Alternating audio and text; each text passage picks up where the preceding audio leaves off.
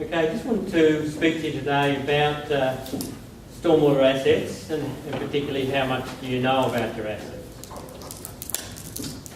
So this is an introduction. Stormwater drainage network. They're certainly critical assets, and when they're properly designed and maintained, they ensure that adequate drainage is achieved and flooding is prevented. Probably there's a bit of an asterisk next to that and say that hopefully flooding is minimised the way rainfall has changed in recent years. But the idea of the original design of these systems was to drain adequately and prevent flooding. It's interesting that stormwater assets comprise about 25% of a council's asset base. But it's fairly typical that not many councils know a lot about their drainage and they actually have pretty poor drainage data. It seems the accuracy of data for stormwater networks or data full stop for stormwater networks doesn't seem to be a priority for councils. I wonder why that is, and is it the fact that it's too hard to collect drainage data, or is it out of sight, out of mind? Is it their budgets are directed elsewhere? I'm not really sure, but it seems to be down the list of priorities, and I think there's a lot of councils who are probably paying the price for that. And what do you know about your assets? So, from our experience, what we find is that the councils typically have very poor data on their stormwater networks. The data is typically out of date. And interestingly, the number of assets is typically underestimated by up to 30%. And 30% mightn't sound very much, but if you've got an asset base that's worth in the hundreds of millions of dollars, that 30% might be $30 million, it might be $50 million. In a large council, that could be $80 million worth of assets, that those assets aren't being accounted for. We did a job a couple of years ago in Sydney where they underestimated their number of pits by almost 90%.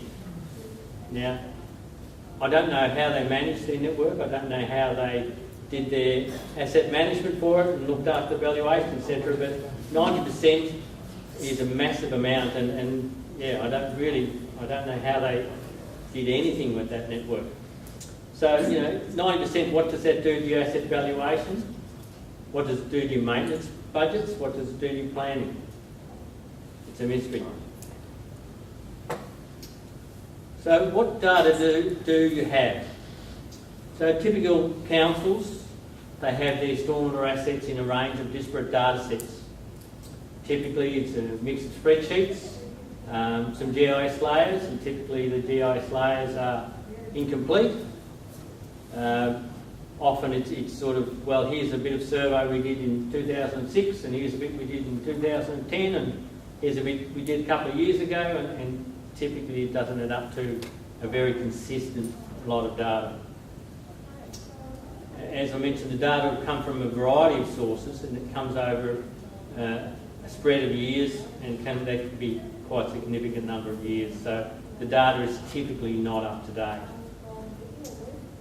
We've worked with a number of councils where the only data they have is come from paper plans. So it's old as constructed drawings. Some of them only have design drawings. So how a network was designed and how it was actually built are typically very different. So they may have those as hard copy plans, or they may scan them into PDFs. Sometimes they're put into old microfiche systems. I don't think it could be considered a very handy management tool. I don't know you can do a lot with the data if it's in a situation like that. And then, can you trust the data that you have? What sort of data quality do we find? Well, I guess typically we find the quality of data that most councils have is very poor. And look, I say most because there's some councils out there who are doing a really good job and up to date and have good data. But what we find is the majority we're dealing with have very, very poor data. The locations are typically wrong. We get pits in the wrong positions, shown out in the middle of the road. There's a side entry pit in the middle of the road. I wonder how that works. They have easement pits, which is problematic enough easement pits are shown on the wrong property. It's hard enough to get onto a property to access a drainage pit, let alone going to the wrong property to try and find it. This is really, really common. The connectivity of the network is probably the messiest area we find. It's simply wrong and incomplete. Pipes are showing flowing the wrong direction, connecting to the wrong pits, bypassing one pit and going down to the next pit down the street another 50 metres down. Just linking incorrectly all the way around and you know, flowing. We get pipes flowing everything into one pit. Where does it go to? Where does the water go to? So the flow directions is a very large problem, and that's probably one of our main challenges when we're actually trying to work on these data sets.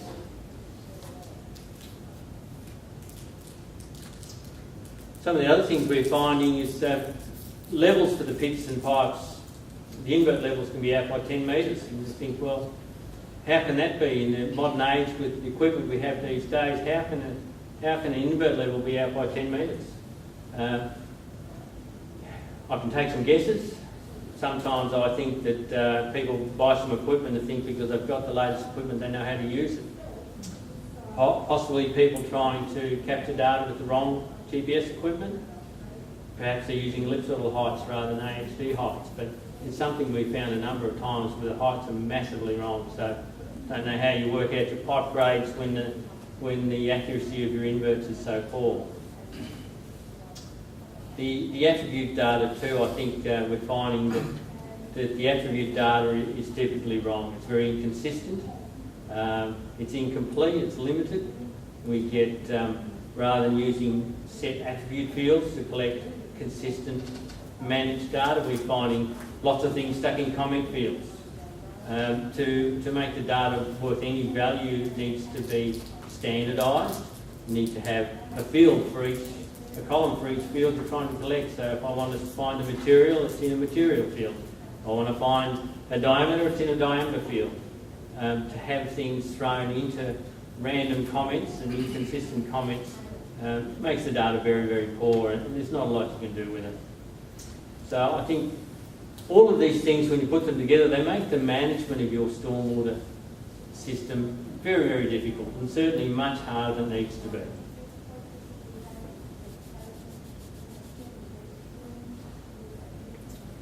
So what's the solution?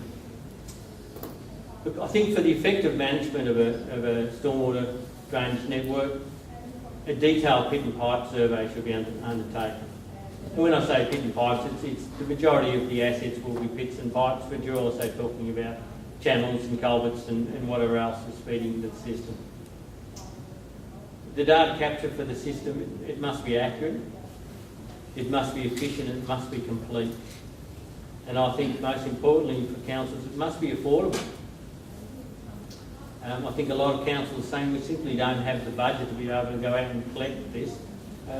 It's not an easy job, and it's not a cheap job to go out and collect stormwater data. It's quite labour intensive, it's fairly slow, and to actually go and do it costs a lot of money. And I think a lot of councils think, well, they don't have the budget. But if the cost, or the estimated cost, exceeds your annual budgets, it certainly can be staged over a number of years, break down into catchments, townships, whatever is suitable boundaries, to say, well, we can allocate budget over a number of years to actually achieve the data capture we need to do something with it. So they can spread that over 2, 3, 4, 5, how many of years. We did one rural council where they spread it over about 8 years. They eventually got everything they needed, but it took a long time. So what do you include in a drainage survey? I think the important thing to realise is that this is not a time to take shortcuts and cut costs. To go out and do this work, you need to do everything at the time you capture it. It's a very expensive exercise to get to a pit and open it. You don't want to have to go back. So it's important to include accurate pit locations and accurate AHD levels of the pits and the pipe inverts. Critically, I think some of the most important things to capture is to make sure the connectivity of the network is correct and the flow directions are correct. If we give the data to Anne or one of her cohorts and everything's flowing the wrong direction, they're going to tear their hair out and not be able to do much with it. The attributes of the pits and pipes are very important. So typically for pits you need the materials, the depths, dimensions, conditions, leak types, defects, and I think importantly things on access information. Often it's important to know how easy or how hard it is to actually get to a pit and open it. And for pipes, you want to get things like material, diameter or dimensions, the connecting IDs, so the IDs with the upstream and downstream pits, the invert levels. Once you have that, you can calculate grades, you want to get conditions, and you want to get defects. This is an interesting one here. Should you collect all the assets? The ownership of asset raises a few interesting questions. This is something we come up against constantly. Some of the assets may belong to other authorities. They might belong to VicRoads, or they might belong to Melbourne Water. Should you collect these assets? The interesting conundrum here is valuation versus modelling. It's quite typical for a council to say, well, those assets belong to VicRoads. I don't care about them. But the water flows through those assets and connects to the whole network. I think for valuation purposes, you think, well, maybe they belong to someone else, I don't need them. But if you're trying to do modelling, you need to include all the assets that are connected to the network. So for the optimum benefit here, I think you need to collect all your connected assets, work with the authorities to identify the ownership, include an attribute for the ownership, and exclude those assets from the valuation if they belong to somebody else. That's something that we're typically banging our head up against the wall on that one, because it's quite hard to produce a good data set when the ownership is not clear and the direction is also not clear. It's about what you need to do about that ownership. So what's the outcome from this? I suppose in simple terms, what you get out of it, you get accurate drainage layers for your GIS. So you've got a pits layer, pipes layer, you might have channels, possibly open drains, things like culverts might be in a different layer. And you get an accurate and up-to-date asset register for your asset management system. But what do I get from that? So what comes out of that? Well, I guess the quality data allows your asset managers to make informed decisions about their maintenance and their upgrade programs. They're basing it on solid evidence. They're not doing it on gut feel. They're not relying on the local knowledge that Joe, who's worked in the council for 20 years, that he knows all about it. You're not relying on that. You're using solid data to make informed decisions. You can prioritise your maintenance requirements.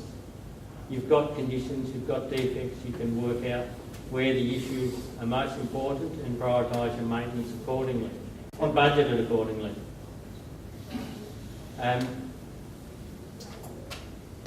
You can prioritise additional investigations. So you can say, well, we need to do some CCTV on some of these pipes. You may not want to do CCTV on everything because it's time consuming and expensive, but you can use a typical drainage survey to highlight areas of concern and say, well, these particular pipes, we need to have a better look at them and see what's happening and mark those down to have some CCTV done. And not only that, to come out with some accurate links to have the pricing for CCTV based on actual links that need to be assessed. You can carry out some detailed stormwater modelling and flood modelling once you have good data. If you haven't got good data, trying to do modelling it's not really valid. You're going to have all sorts of issues. The critical one there is your connectivity and your flow directions. If you're trying to do modelling and that is wrong, well, you're not going to get anywhere. And as part of that, you can actively assess the capacity of your network, and you can identify any network deficiencies. You can also utilise accurate data like this for design purposes. There's a lot of places where new subdivisions are being built or higher density housing is taken over, and there's requirements for additional design. Well, you've got good data to actually base that design on. What am I trying to connect into? And if I need to, what replacement of pipes do I need to look at to try and upgrade the network? Importantly, you can calculate accurate asset valuation, depreciation and remaining life. Critical things for the asset management side, but also for the accounting side, to say, well, this is how much my network is actually worth. You can establish some realistic life cycle costs for your bits and pipes. You can determine long-term renewal plans, replacement and maintenance requirements. So you can look at 5 and 10 year terms, even longer, and come up with some realistic maintenance plans. And also allows you to respond to flooding events, and particularly things like chemical spills or fuel spills. If something like that happens, where does it actually go to? If I have a fuel spill, where's it going to go to? If you have some good data, you can actually work out, well, this is the area that's affected, and you can do something realistic with that. And who do you talk to about this? Well, talk to RapidMap. Come and see us at the booth. We're at booth 7. We'd be happy to talk to you. Additionally, we'd be happy to take phone calls or emails, or have a look on our website and find out some more information. We'd be happy to give you some advice and talk to you about your needs in this area. Thanks, Brendan. Could everyone just come and pause to Brendan for his...